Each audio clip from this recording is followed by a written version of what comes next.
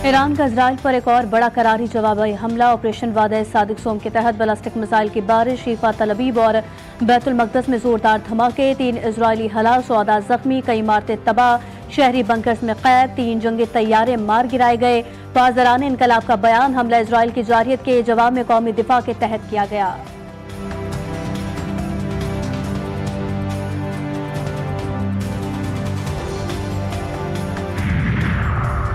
अमरीका के लिए जाने कुर्बान करने वालों सिपाहियों को खिराज तहसीन। अमरीकी फौजियों ने जाने कुर्बान करके अमरीका को अजीम मुल्क बनाया।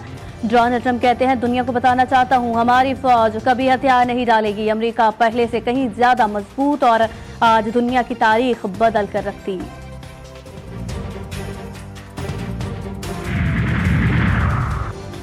चीन के ईरान पर इजरायली हमलों की शदीद मजम्मत। चीनी वज़ीर ख़ारजा का ईरानी हममनसब से राबता। ईरानी खुद मुख्तारी, सलामती और इलाकाई सालमियत की हिमायत का यादा। जौहरी तंसीबात को निशाना बनाने वाले हमलों को वहशियाना और आलमी अमन के लिए खतरनाक करार दे दिया। ईरान का मुश्किल वक्त में मुकम्मल हिमायत पर चीन का शुक्रिया।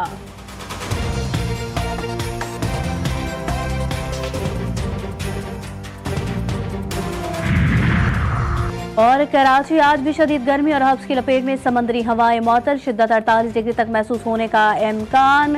हीट वेव अलर्ट जारी। मगरबी हवाओं का सिस्टम मुल्क में दाखिल होने को तैयार। कल से मुज़फ़्फ़राती इलाकों में गरज चमक के साथ बारिश मुतवक्के। इजराइल के मुतादिद ईरानी शहरों पर मजीद हमले। ईरान में तेहरान, अहवाज, बंदर अब्बास और खुर्माबाद समेत कई शहरों को निशाना बना डाला। फिजा धमाकों से गूंज उठी। मशरक़ी अज़रबाईजान पर हमलों में 30 फौजी शहीद जबकि 55 जख्मी। हिलाल अहमर का एक रुकन भी मारा गया। अब इससे भी शदीद हमले करेंगे सिहोनी वज़ीर आज़म नेतन्याहू के ईरान को नई धमकी। कहा, ईरान पर हमले में अमरीकी सदर की मुकम्मल हिमायत हासिल। ईरान के एटमी प्रोग्राम को बरसों पीछे धकेल दिया गया। इजरायली हुकूमत ईरान से तनाज़ा बढ़ाना चाहती है ताकि अमरीका को भी जंग में शामिल किया जाए। सऊदी वली अहद के ईरान के सदर से टेलीफोन पर गुफ्तगू। ईरान दानिशमंदाना इक़दामात करेगा और तलबीब के अहदाफ को नाकाम बना देगा। मसूद पज़ेश्कियान ने यकीन दहानी करा दी। मोहम्मद बिन सलमान का कहना था कि आज पूरी इस्लामी दुनिया ईरान के सपोर्ट में मुत्तहिद है। फ्रांसीसी सदर का भी ईरानी हममनसब से टेलीफोन पर राबता। मैक्रोन की मसूद पज़ेश्कियान से कशीदगी में कमी के लिए तहम्मुल का मुजाहिरा करने की अपील।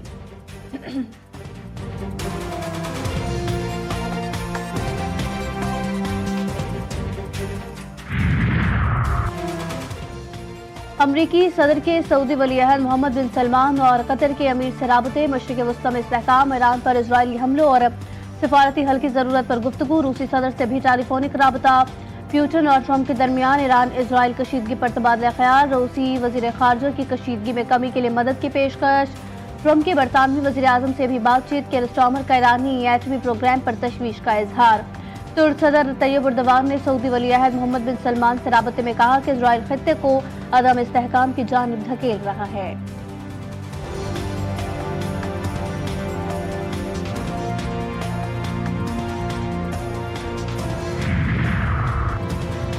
इजराइल का यमन में हौसी मिलिट्री चीफ पर कातिलाना हमला। यमन में हौसी मिलिट्री चीफ मोहम्मद अब्दुल करीम को निशाना बनाया गया। इजरायली मीडिया का दावा, इजराइल फौज और मोसाद का ऑपरेशन नाकाम। अंसारुल्लाह के यमन के रहनुमा अब्दुल्ला हौसी ने मोहम्मद अब्दुल करीम की शहादत की तरदीद कर दी।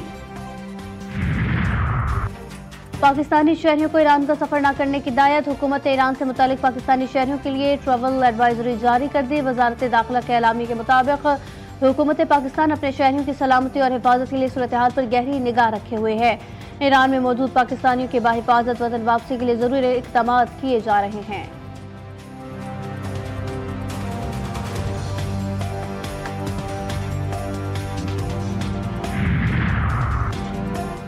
इजराइल के बिलाश्तियाल बिलाजवाब जारियत पर पाकिस्तान ईरान के साथ मुकम्मल यकजहती में खड़ा है। वज़ीर आज़म शहबाज शरीफ का ईरानी सदर डॉक्टर मसूद पज़ेश्कियान से टेलीफोन पर राबता। इजरायली हमलों की शदीद मजम्मत। शहबाज शरीफ ने कहा, इजरायली हमला अक़वाम मुत्तहिदा के चार्टर और बैनुल अक़वामी क़वानीन की मुकम्मल खिलाफ वर्जी है।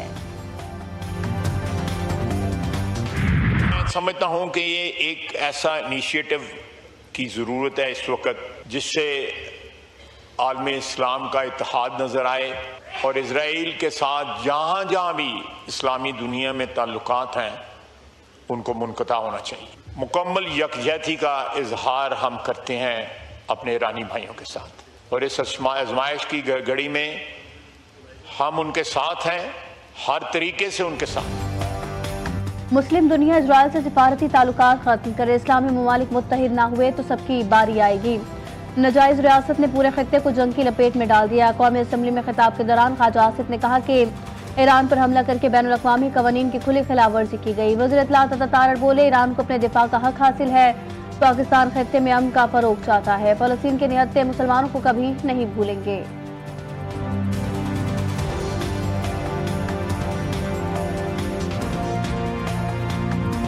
पाकिस्तान ने वहां पे ईरान का दिफा किया अक़वाम मुत्तहिदा की सिक्योरिटी काउंसिल में, और ये कहा कि हम सिर्फ मजम्मत करते हैं जो अनजस्टिफाइड, इलिजिटिमेट और अनप्रोवोक्ड अटैक है इजराइल का ईरान के ऊपर, बल्कि हम अपने ईरान के बहन भाइयों के साथ इजहार यकजहती भी करते हैं और उनके गम में बराबर के शरीक भी हैं।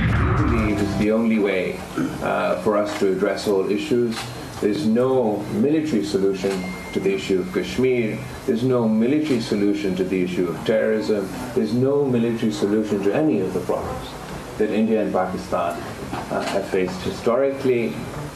Preceding this conflict, the Indian government announced that it was illegally violating the Indus Water Treaty and threatened to cut off the water supply for 240 million Pakistan. Iran Israel कशीदगी आलमी अमन के लिए खतरा। इजराइल मशरिक़ वस्ता में जंगी जुनून फैलाने में मसरूफ है। पाकिस्तान अमन चाहता है, जंग किसी भी मसले का हल नहीं। मसला कश्मीर और दहशतगर्दी जैसे तनाज़ात का हल सिर्फ मुज़ाकरात है। पार्लिमानी वक्त के सरबराह बिलावल भुट्टो जरदारी कहते हैं कि भारत का जंगी जुनून और पानी को बतौर हथियार इस्तेमाल करना आलमी अमन के लिए संगीन खतरा है। पाकिस्तान ने पहलगाम वाक़े की तहकीकात कराने की पेशकश की, जो अब भी कायम है। दो एटमी ममालिक का तसादुम दो मुल्कों की हदूद तक महदूद नहीं रहेगा।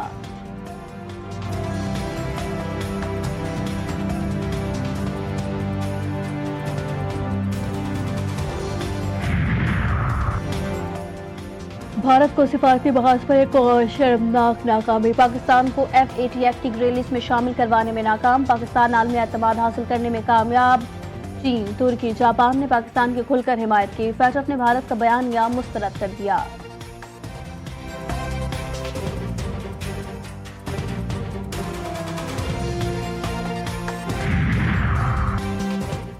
JUI के बगैर हुकूमतें बनती नहीं या फिर चलती नहीं। अच्छी बात है कि सियासत में एक दूसरे को इज्जत दे रहे हैं। सरबराह JUI मौलाना फजल रहमान की गुफ्तगू। सेनेटर फैसल वाबरा ने कहा, सियासी तौर पर पाकिस्तान को मौलाना फजल रहमान की जरूरत है। आगे कैसे चलना है, मौलाना साहब से रहनुमाई लेंगे।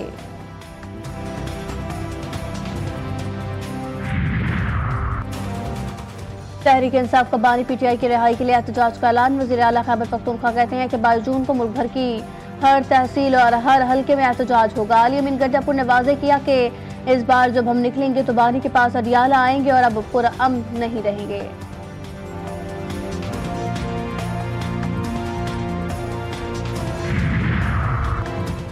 खैबर पख्तूनख्वा का वफाकी बजट पर तहफ़्फ़ुज़ात का इजहार। तरक्याती फंड में कटौती, क़बायली अज़ला पर भारी अख़राजात। 93 अरब की आमदन का हदफ और रोजाना 6 करोड़ का मुनाफा। मुशीर खजाना मुजम्मिल असलम का पोस्ट बजट प्रेस कॉन्फ्रेंस में कहना था कि वफाक बेहतर काम करे तो सूबे भी अच्छी कारकर्दगी दिखाते हैं। वफाक की जानिब से टैक्स कम जमा करने की वजह से हमें 90 अरब रुपए कम मिले।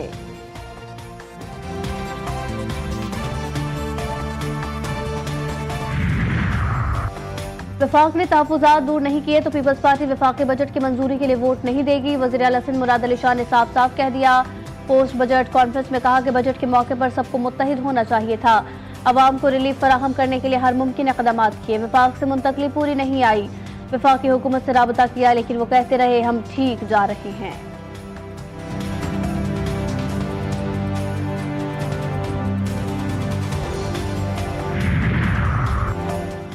कराची में शाहराह भुट्टो के दूसरे फेज का इफ्तिताह। शाहराहे कयूमाबाद से कायदाबाद तक ऑपरेशन कर दी गई। वज़ीर आला मुराद अली शाह ने कहा, पीपल्स पार्टी ने कराची के लिए तरक्याती मंसूबे दिए, मंसूबों की तकमील में रियायत नहीं दी जाएगी।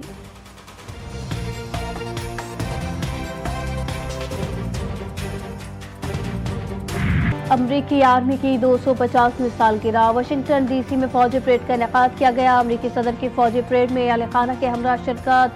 डोनाल्ड ट्रंप की भी 79वीं सालगिरह इसी रोज है।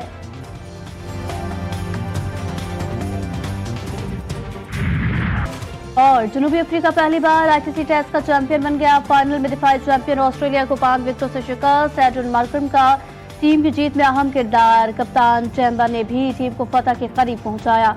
फाइनल में दूसरी इनिंग्स में ऑस्ट्रेलिया ने जनूबी अफ्रीका को जीत के लिए 282 रन सादब दिया था, जबकि प्रोटीज ने हदफ 5 विकेटों पर पूरा किया। एडन मार्करम के 136 रन, जबकि टेम्बर ने भी निस्फ सेंचुरी बनाई। 66 रन बनाकर पवेलियन चलते बने। जनूबी अफ्रीका टीम ने इस 27 साल तारीख में पहली बार कोई ऐसी इवेंट अपने नाम किया है।